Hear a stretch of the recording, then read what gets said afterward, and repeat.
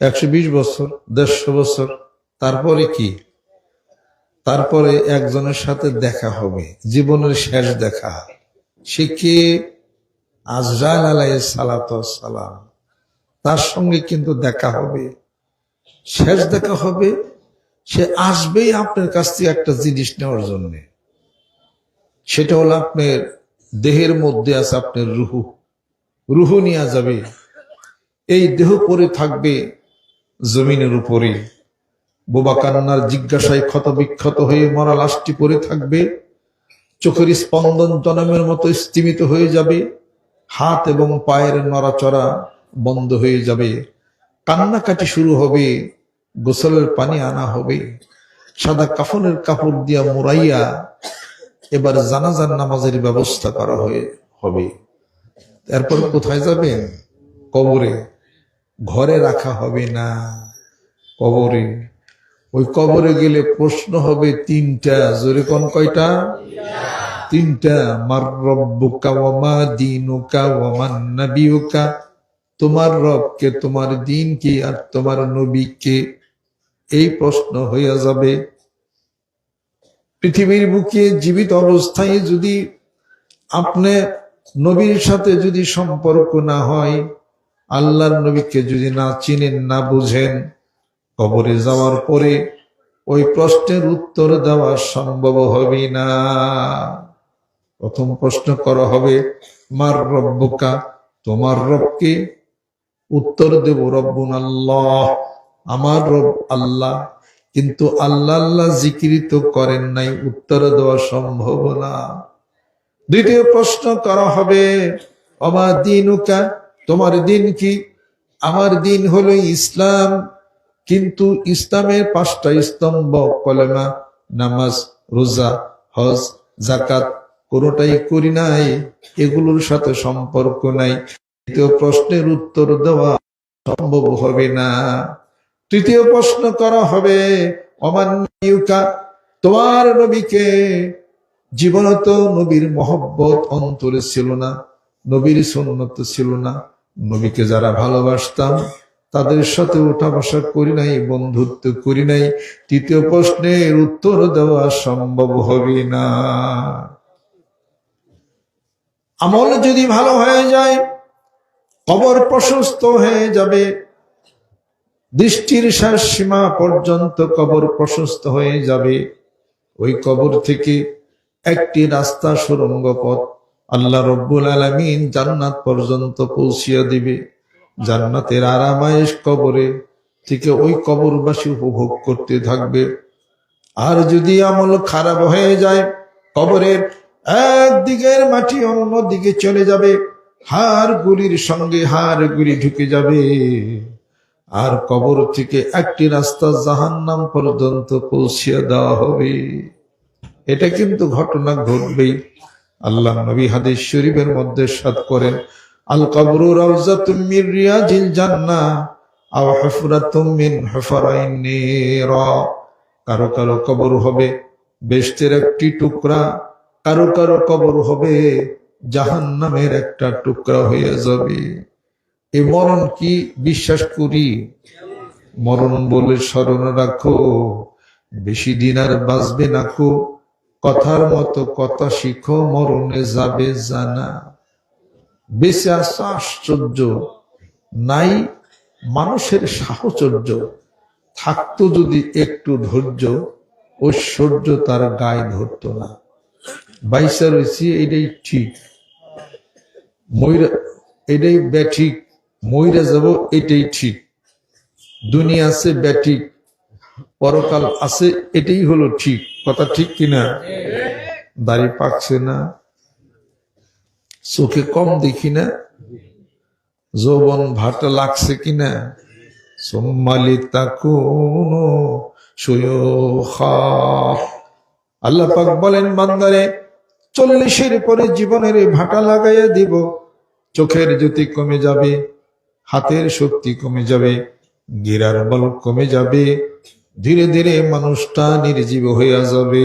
অমান্য আমির নুনাক্কিসু ফিল খালকি আফালা ইয়াকিলুন। দিন যাবে ক্ষীণ হয়ে যাবেন, দিন যাবে শক্তি নষ্ট হয়ে যাবে। ধীরে ধীরে মানুষটা কবরের দিকে আগায়া চলবেন। আর অতীত জীবনে যৌবনের সে দাপটে আর যাওয়া সম্ভব হবে না। দাড়ি পেকে যাবে, মাথার চুলগুলি কালো ছিল পেকে যাবে। এটাই হলো প্রমাণ যে আপনি ধীরে ধীরে মহান মাবুদের দিকে চলছেন। সুম্মা ইলাইহি তুরজাউন। আল্লাহ বলেন আমার কাছে, অথবা আমার কাছেই তোমাদের প্রত্যাবর্তন। যেখানেই থাকো আমার কাছেই তোমাদের আসতে হবে। কাছে যাওয়ার প্রমাণ আছে না নাই? চুল পাকছে, দাড়ি পাকছে, গিরার বল কমছে, এখন বেশি খাইতে পারেন না, হজম হয় না, মাথাটা কেমন জানি করে, পেটটা ফুলা যায়, দৌড় দিতে পারেন না, হাঁপাইয়া যান। বয়স যখন 14 ছিল তখন কি ছিল এগুলা? সিমটম শুরু হয়েছে, সিমটম শুরু হয়েছে। কোন একদিন দেখা যাবে ওই যে আজরাইল, সে কিন্তু আপনাকে ভুলে নাই, সে কিন্তু আছেই পিছে পিছে, তোমার পিছে পিছে ঘুরছে সমন, পিছে পিছে পিছে সমন ঘুরতেছে আজরাইল। যে কোনো সময় সবল দিতে পারে, যে কোনো মুহূর্তে তো বাকি নিতে পারে। ইদা জাআ আজালুহুম লা ইস্তাখিরুনা সাআতাও ওয়া লা ইস্তাকদিমুন। আল্লাহ রাব্বুল আলামিন বলেন আমার পক্ষ থেকে যখন মরণের ডাক এসে যাবে, আজরাইল আলাইহিস সালাতু ওয়াস সালাম তোমার বাড়িতে চলে যাবে। 1 ঘন্টা আগেও না, 1 ঘন্টা পরেও না, সঠিক নির্ধারিত সময়ে তোমার জানটা কবজ করে আমি আল্লাহর নিকটে জমা দিয়া দিবে, হয়ে যাবে। বিশ্বাস করি। আল্লাহু আকবার। হাত নামাও। যারা বিএনপি করি তারা মরবো না, যারা আওয়ামী লীগ করি তারাও মরবে না, যারা জাতীয় পার্টি করি মরার কোনো কারবার তাদের নাই, যারা খেলাফত মজলিস করি তারা আজীবনই বাঁচব। যে পার্টি যে দলই করেন মরা বাদ নাই, কথা ঠিক কিনা? মরতেই হবে। মরণ বলে স্মরণ রাখো, বেশি দিন আর বাঁচবে না কো, কথার মতো কথা শিখো, মরণে যাবে জানা। কথার মতো কথা শিখুন, মরণে জানা যাবে, মরণে কাজ হবে। এত টাকা এত পয়সা উপার্জন করলাম, আর এত ব্যবসা বাণিজ্য করলাম, টাকাগুলি জমা করলাম, আর ব্যাংকে টাকা ফিক্সড ডিপোজিট করলাম, এত কিছু হলো, বাড়ি গাড়ি সবকিছু হওয়ার পরে এবার আল্লাহ রব্বুল আলামিন বলবে আজরাইল চলে যা, আর দেরি নাই। কথা ঠিক কিনা? এগুলো পরে থাকবে। আল মাল ওয়াল বানুনা জিনাতুল হায়াতিদ দুনিয়া ওয়াল বাকিয়াতুস সালিহাতু। এই সংসার, এই ছেলে, এই মেয়ে, এই টাকা পয়সা সব কিছু পরে থাকবে। When you are all alone into the grave, আপনি যখন একাকী কবরের মাঝে থাকবেন, একটু চিন্তা করে দেখতে হবে। ধন সম্পত্তি, টাকা পয়সা, এগুলো সব একদিন মিথ্যে হয়ে যাবে। زين للناس حب الشهوات من النساء والبنين والقناطير المقنطرة من الذهب والفضة والخيل المسومة والأنعام والحرث ذلك متاع الحياة الدنيا والله عنده حسن المآب। আল্লাহ পাক বলেন বান্দার একটু আকল পছন্দ খাটাও না। নারী পুরুষের শোভা বর্ধন করে, নারী পুরুষের আকর্ষণ দিয়া তোমাকে আমি পৃথিবীর বুকে পাঠাইলাম। নারী পুরুষের আকর্ষণ দিয়া, আর স্বর্ণের আকর্ষণ, রূপার আকর্ষণ, চতুষ্পদ জন্তুর আকর্ষণ দিয়া সুশোভিত করলাম পৃথিবীর বুকে।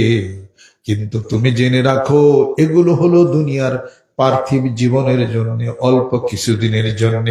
আমি আল্লাহর কাছে হাসরের ময়দানে এর চেয়ে উত্তম বিনিময় রয়ে গেছে। জোরে জোরে কন্যা সুবহানাল্লাহ।